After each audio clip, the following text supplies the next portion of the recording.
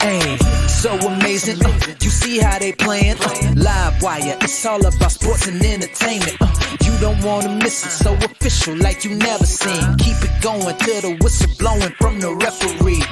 Everything from highlights and stats. You know that we gotta run it back, whether on the field or the court. You know that this is where it's at. Subscribe, no delaying.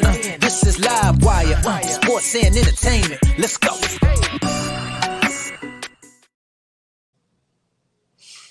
All right, what's good, everyone? Welcome back to another Live Wire Sports Media Update.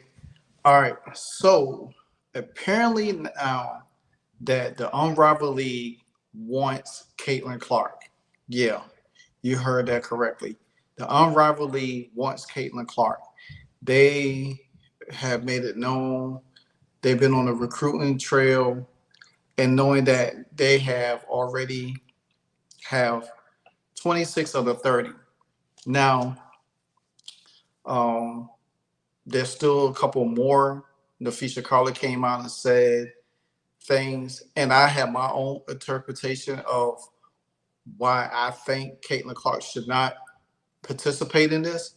But some people think that she should. Said that it could be beneficial for her and the league, which I doubt that, because the Unrivaled League needs Caitlin Clark. Caitlin Clark doesn't need them, because Caitlin Clark can show up at anywhere and garner attention. And the players in the WNBA know this. They wasn't welcome to Caitlin Clark when she first came into the league. They were being catty. The likes of, Aja Wilson, she was leading the charge the whole time. Then you had the latest from Dejanay Carrington, and then you had Alyssa Thomas and everything like that. Then they traded for Marina Mabrey, and she became part of that toxic environment over there with the Connecticut Sun. And then you had Breanna Stewart come out and make comments about Caitlin Clark should stand up, about talk about her fans if it was her and stuff like that. Then she come and saying that, trying to insinuated that Caitlin fans was making threats towards her fiance. So there's a whole lot to impact of why Caitlin Clark should not do this. And then some think it could help the league because Caitlin wants to grow the sport. Yeah, Caitlin is a very intelligent and highly integrity of a young lady, but she wants to grow the game. But she's not stupid either. She's not going to sit there and allow somebody to benefit off of her. Because the fact of the matter is, if they really want Caitlin Clark, they'll have to pay her $10 million or more, just like how Ice Cube approached her to join the Big Three. It's not going to be a walk in the park. Now, Front Office Sports put out this article, which I will get to in a few minutes, but I wanted to listen to you. First, it was a clip that Lynn Dunn did way back in, because I think I put it in one of my videos about Caitlin Clark saying that she does not want to play on 3-on-3. She wants to play on 5-on-5. And if it's not that, she's not going to play. And then we already know that Caitlin Clark spoke about not playing. She wanted to take this off season off and everything like that. So I'm gonna let you listen to that clip first, and then I'm gonna come back and go into my next sequelity. Who don't know this, Breanna Stewart to join that league, you guys, she would be, I guess, allowed to do so. What would you make of that if she did that this offseason? Well, absolutely, the players are allowed to do it. What they do in their off season really is up to them. We hope they're training, we hope they're staying in shape, we hope they're resting. But she and Aaliyah Boston or Lexi or Lou or any of them, they have the option to participate if they want to. However, the last time I talked to Caitlin, it's nothing against 3-on-3, but she wants to play some 5-on-5 somewhere. But I don't anticipate her going overseas. But she is still evaluating an invitation to be a part of Unrivaled. She has been invited. Okay, so you heard that from Lynn Dunn. And this was not too long before the season had ended, that she's been invited, but apparently Caitlin Clark has turned it down. Even Ryan Rucco let it spill on national TV with Rebecca Lobo and saying that Caitlin Clark turned down on Rival. She's not playing in on Rival. So with that being said, is that she's Rival is still trying to get her. They're still trying to bring her in. Now, I want to read an interesting tweet by Van Shay Murdoch, X. He said, truly don't get why a lot of CC fans don't want her to play in a 3-on-3. I mean, play in this league. 3-on-3, 5-on-5, whatever. It's freaking full court hoops. Do you not want to see her hoop for 8 straight months? Also on Rival is from January to March. That's it. This article mentions they could take the lead to Iowa for a couple of games. CC on Rival. This is coming from me, a Caitlin fan. Now he's a huge Caitlin fan, and his team is the Minnesota Lynx. But I want to get back to this in a minute because I want to definitely dive in a little bit more into the situation because,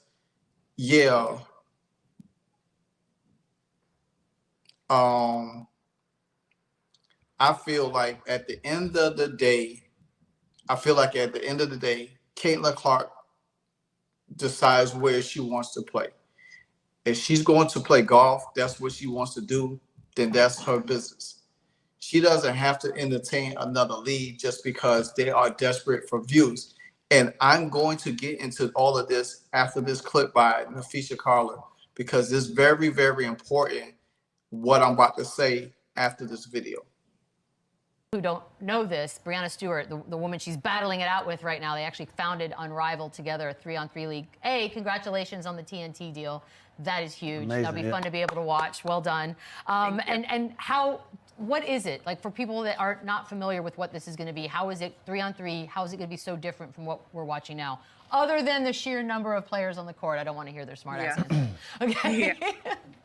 So it's actually 3-on-3 full court. So it's about 2/3 the size of a regular court. So you still have that up and down game, but there's just more space. Our game, I think, has been compared to like the NBA of the 80s where it's so paint heavy and bogged down. So this really gives us a chance to kind of spread out, and the premise is the best 30 players in the world. So you're going to see top talent being able to really show their skill set every night because there's more room. It's the same width as a normal court. I think just the skill set that you're going to be able to see is going to be so fun. Super heavy content based. Everyone in the league has equity. We're really trying to grow the game. We have the highest average salary in women's sports, which we're really excited to offer. Wow. So just all around, I'm so excited for people to see it because there's even more than people know. Well done. That's incredible. So 26 of the 30 players have been announced. When can we expect to hear the final 4? Do we have any hints of who it could be? What we got? I think we might have a couple more rookies in there. That might be a hint. I don't know when the rollouts are. I've kind of pulled back since the playoffs with that side. So I find out when you guys find out which player is getting announced that day. So I'm not sure. Yeah, Caitlin Clark already said that she's not going to be playing any offseason basketball. I'm assuming that you guys made a kind of a push for her to play in this. How were those talks? Did you guys offer her a bag to come join you guys?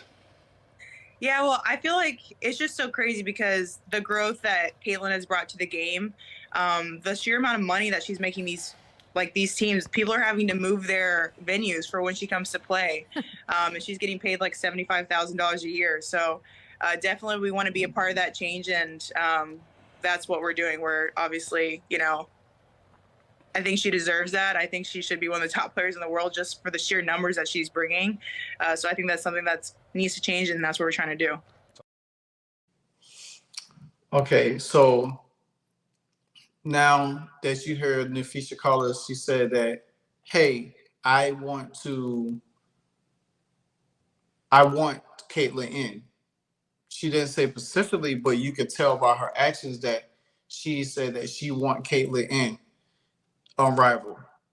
Now, you never heard anything about Breanna Stewart saying that she want Caitlin in. She want Caitlin into her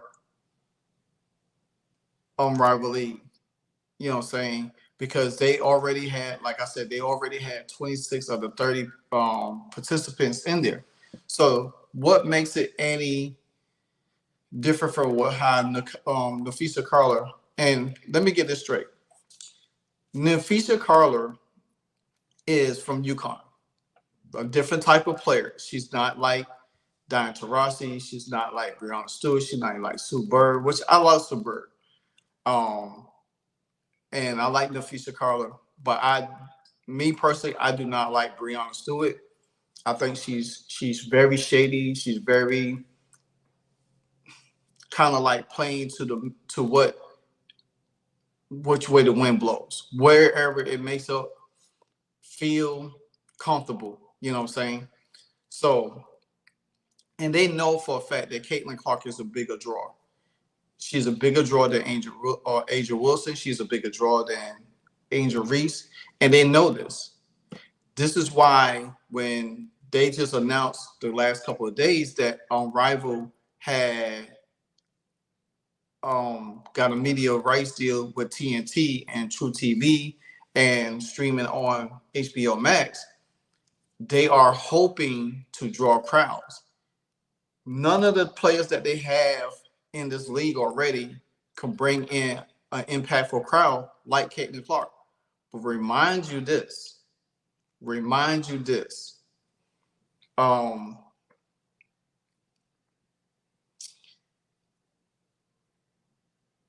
They already have said that they didn't want Caitlin fans because of the toxicity, quote unquote, the racism, the sexism, and all of the stuff that they think Caitlin fans brings to the table.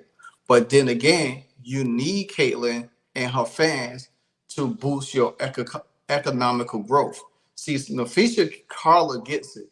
She knows the magnitude of Caitlin Clark. She knows what Caitlin Clark could bring. She knows the economical growth that she could bring. The WNBA could have easily capitalized on Caitlin Clark from the door, especially on draft night when they had the most viewerships than ever.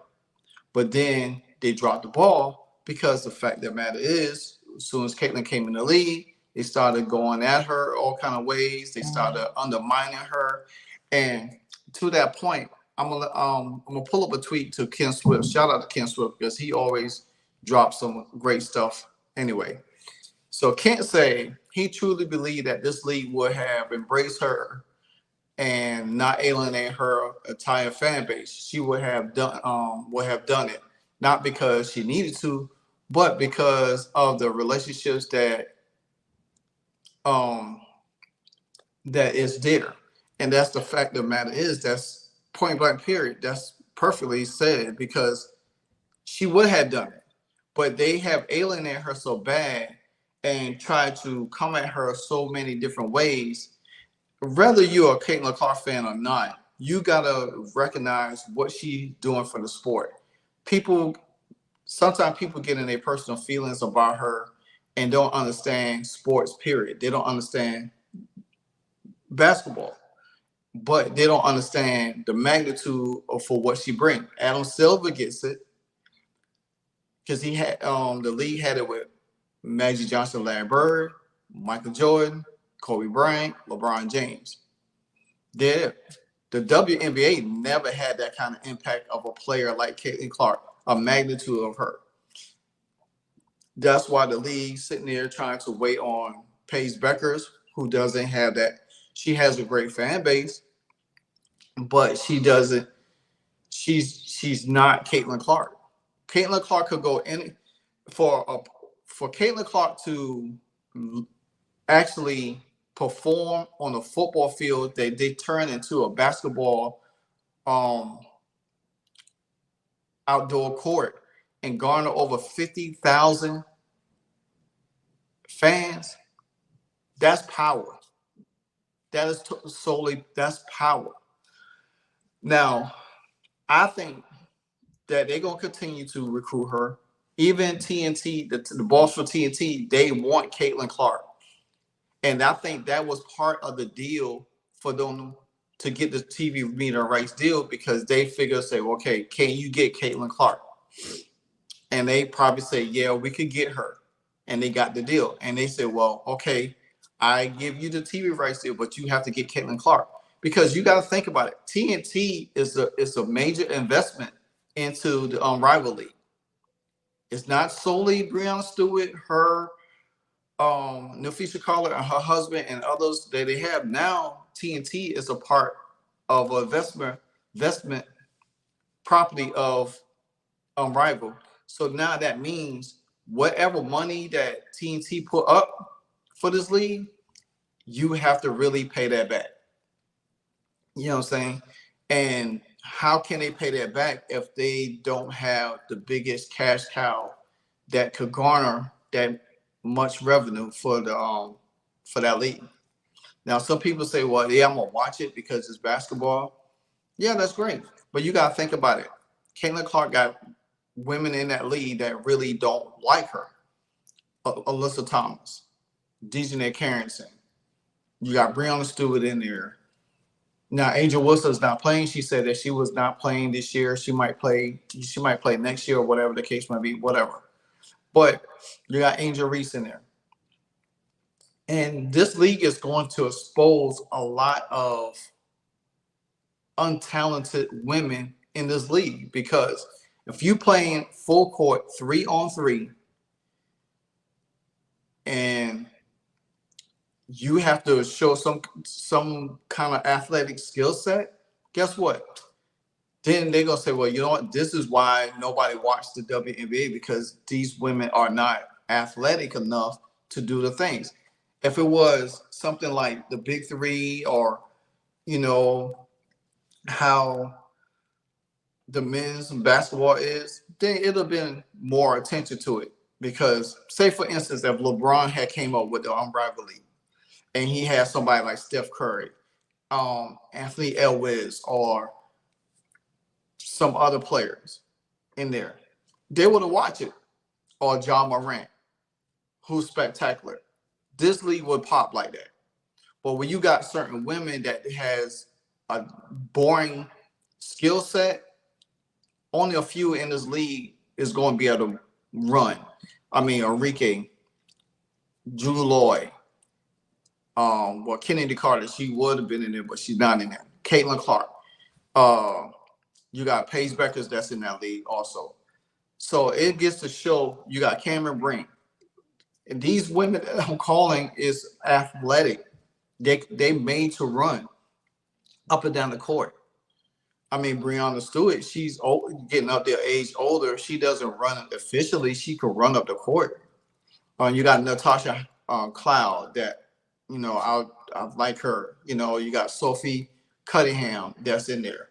You know, so you got some women that in there that does like Caitlin Clark. You know, for the sheer fact. But all in all, man, to me, I feel like at the end of the day, this league is going to, if they don't land Caitlin Clark, it's going to be an uphill battle for them. It's going to be an uphill battle because the fact of the matter is, it's not going to work. And like I said, the order for them to land Caitlin Clark, they have to pay her like $10 million. Range from $5 to $10 million. And they got to make sure she's secured. Yeah, it's from January to March, 8 weeks, something like that, they said. 3 nights of the week, Monday, Friday, I think Saturday also. So don't know the time slot because this league is going to have its challenges with other sports such as college football playoffs, the NFL playoffs, the hockey, college basketball, women's basketball, and everything like that. So my suggestion is that I don't think Caitlin Clark is going to play. I just don't think she's going to play. I think they're going to continue to pursue her. I think they're going to continue to try to come after her, recruit her as much as they can because they know that they need her and they need her fans to order to make this a successful year. But if say for instance, if they did land Caitlin Clark. And they have a sellout arena on every night they play with Caitlin Clark playing. How much credit will they give Caitlin Clark? That's another thing. How much credit will they give her? Because like I said before, Caitlin Clark don't need them. They need her. And we've seen it. We've seen it firsthand right now that they need Caitlin Clark because they're out here looking desperate. They're out here trying to do things that they need to do to make everything a success for this first year when it kicks off in January. But I give Nafisa Collier a lot of credit because she's been, she has said nice things about Cait, and she wants her there, and she feels like Caitlin should be paid as one of the top athletes in the world, and that's true because of what she generates. Same thing with Michael Jordan. He generates so much, but the Bulls didn't even pay him nothing when he played with the Bulls. He made all his money outside of basketball, endorsements, Nike, all of that stuff. And that's what Caitlin's going to do. She knows that she's not going to make the money playing in the WNBA, but guess what? She's going to make her money outside because all she got to do is appear somewhere. Somebody said, well, hey, I pay you this X amount of dollars, just come there. She already was at the Yankee Stadium. She was already at the Indianapolis Colts Stadium. She was at the Pacers game. Now she's playing golf. And her golf tournament kicks off in a couple of weeks in November, the Pro-Am. And you best believe that's going to be a highly coverage event because she's playing in it. The people going to want to see how well she does, how well she plays. We all going to be pushing content all over the place to cover her. And then the thing about it is, this is what Breonna Stewart don't gonna have to recognize, say, you know what, this girl brings a lot of attention. If you're the boss from TNT saying, hey, we were willing to have 2 games in Iowa, that's telling you right then and there who they want to see. But guess what? The statement that Adrian Wilson put out a couple of weeks ago, saying that they don't want to play in Indiana because they're afraid that something might pop off because they think that all Indiana fans is bad. But guess what? The All-Star game is in Indiana. What you going to do, skip the All-Star game? And then if they bring the Unrivaled League, if Caitlin played, they bring the Unrivaled League and 2 of her games played in Iowa, and they get in a crowd like that, because guess what? They want to see Caitlin play. They don't care about the other players. They want to see Caitlin play. So that's my take on it. I think, like I said, you heard what Linda had to say. That's a revisit clip that I did a month or so ago about it, stating that she doesn't want to play. She's not going to go overseas to play. I mean, she could easily go overseas, and guess what? She's going to make probably the most money out of any athlete playing overseas. That's just how important she is to the game. And until other players start to realize it and start understanding that, hey, what she's doing is benefit all of us, then everybody will be happy. Until then, they're always going to be in the same stucco situation over and over again. You know what I'm saying? But here we are. So let me know your thoughts on this about Caitlin Clark. Should she or shouldn't she play in a rival? My guess is she's not going to play. But it will be a surprise if she decides to play as well. So until then, this is your boy Livewire Sports, and I'm out. Hey, so amazing. You see how they playing? Live wire, it's all about sports and entertainment.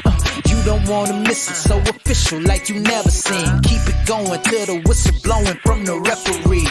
Everything from highlights and stats, you know that we gotta run it back. Whether on the field or the court, you know that this is where it's at. Subscribe, no delaying. This is Live Wire, sports and entertainment. Let's go.